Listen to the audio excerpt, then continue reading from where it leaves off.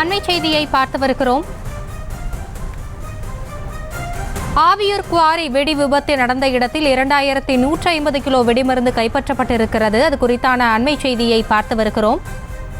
Aviyur quarry வெடி விபத்து நடந்த இடத்தில் 2150 கிலோ வெடிமருந்து கைப்பற்றப்பட்டிருக்கிறது. அது குறித்தான அண்மை செய்தியை பார்த்து வருகிறோம்.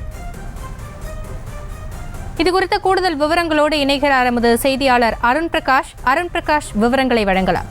வணக்கம் காசினி. ஆவியூர் அருகே செயல்பட்டு வந்த தனியார் கல்குவாரியில் வெடி விபத்து ஏற்பட்டு 3 பேர் சம்பவ இடத்திலே பலியாகினர். அதனைத் தொடர்ந்து அங்கு வெடிமருந்து பொருட்கள் சேகரிக்கும் பணிகள் நடைபெற்று வருகிறது. தொடர்ந்து 3வது நாளாக இன்றும் பணிகள் நடைபெற்று வருகிறது. முதற்கட்டமாக அங்கு 2150 கிலோ வெடிமருந்துகள் கைப்பற்றப்பட்டு 2 சரக்கு வாகனங்களில் ஏற்றப்பட்டு பந்தல்குடியில் உள்ள தனியார் வெடிமருந்து சேமிப்பு கிடங்கில் பாதுகாப்பாக வைக்க எடுத்துச் சென்றுள்ளனர்.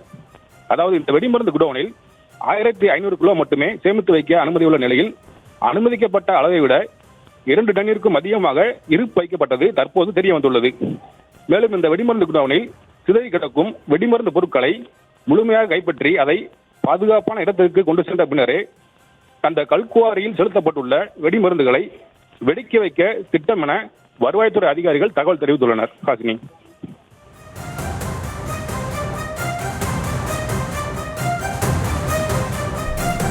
விவரங்களுக்கு நன்றி அருண் பிரகாஷ். செய்திகளை உடனுக்குடனும் துல்லியமாகவும் தெரிந்து கொள்ள சப்ஸ்கிரைப் பண்ணுங்க.